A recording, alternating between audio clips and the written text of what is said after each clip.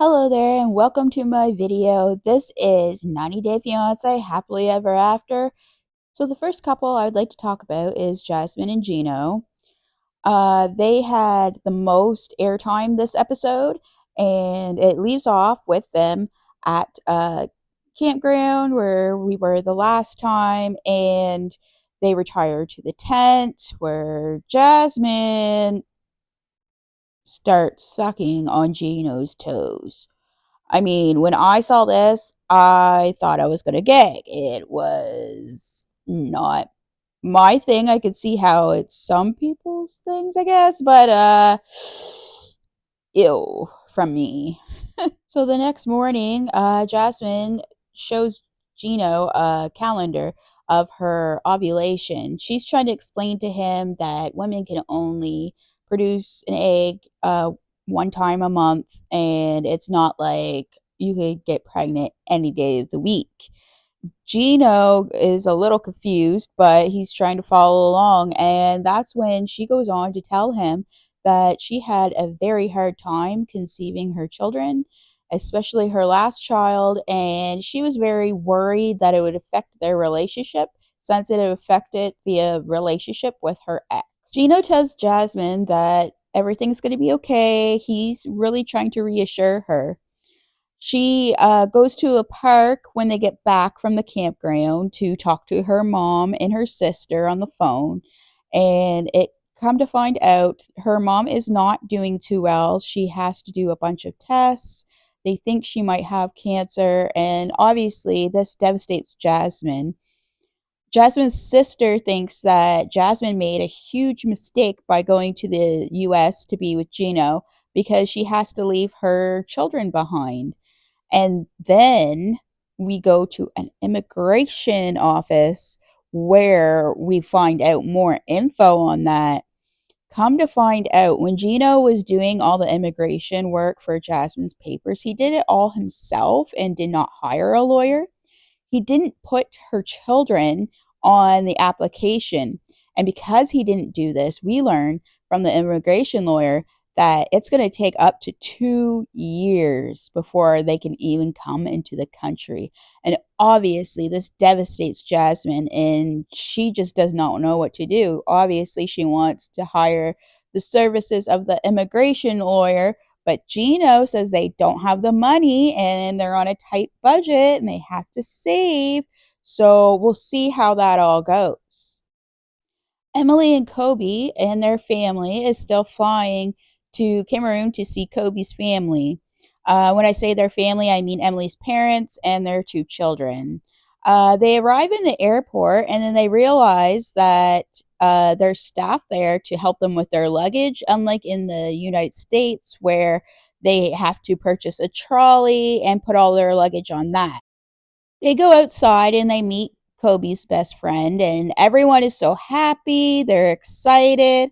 They have all the vehicles there, and they're about to load all their luggage, and then they get completely swarmed by a bunch of random people. It looked like they were trying to hassle Kobe for something, and Emily and her parents, rightfully so, are a little worried, a little terrified. These people are just hagglers. If they see that you are a foreigner, if you are from the United States, you might have money, and they will not leave you alone until you give them some money. The next day, they all go to a little shop before they meet Kobe's family. Kobe says it's a sign of respect if they all dress in Cameroonian outfits. So Emily's parents and Emily go and they pick out these outfits. Their kids are there, Kobe's there as well, and they're all getting outfits before they go see the family. And Emily is just a little bit worried, not only to meet the family, but even though she knows it's a sign of respect for them in their culture that she wears the Cameroonian outfit. Sorry, apologize for that. Um, she's just she doesn't feel right because she doesn't know enough of the culture, and she feels like she is kind of being disingenuous by wearing the outfit and going and showing up to Kobe's families. So in this episode we catch up with Ed and Liz. And Ed and Liz are living in Arkansas. They have Liz's daughter for the whole summer, and they have a nice big home. Now, we know in a confessional that Ed is feeling a little bit overwhelmed. He wants everyone to be happy. He wants Liz to be happy. He wants Riley to be happy and enjoy the family life. However, he says that it's putting a lot of stress on him. He's getting overwhelmed by trying to do everything like this. But Ed, you're an old man. Like, you've done this once before. Come on, buddy. Uh he says when they get over, or when he gets overwhelmed or stressed by things, that's when they tend to fight the most. So we'll see how things go for Ed and Liz this season. Not thinking that it's gonna be great, but we will see. They show us that they are working towards their real estate license, that they're going to be on equal grounds, not like when Ed was trying to teach Liz photography.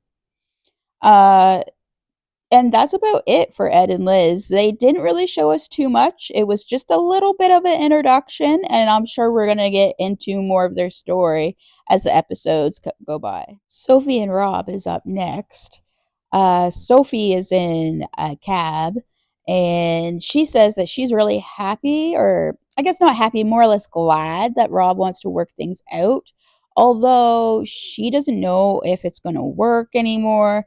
She really felt pressured to go home with Rob, although nothing really got solved when they were at this selfie gallery.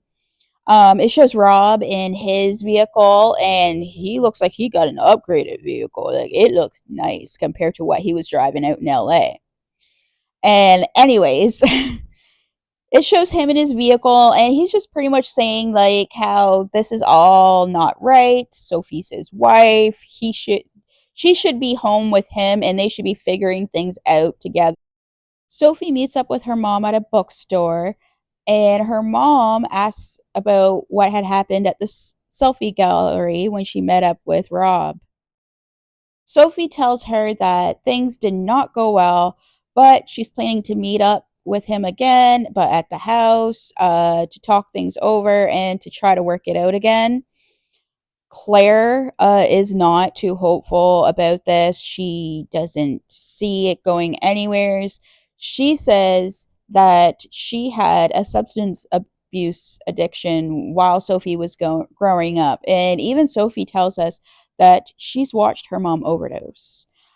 Claire is all clean and sober now, but she worries that Sophie is catering to Rob the same way that she or carried to her or cared for her in her addiction, and that Rob may have a sex addiction because he's constantly looking at girls, he's constantly looking at porn, he wants girls to send him pictures.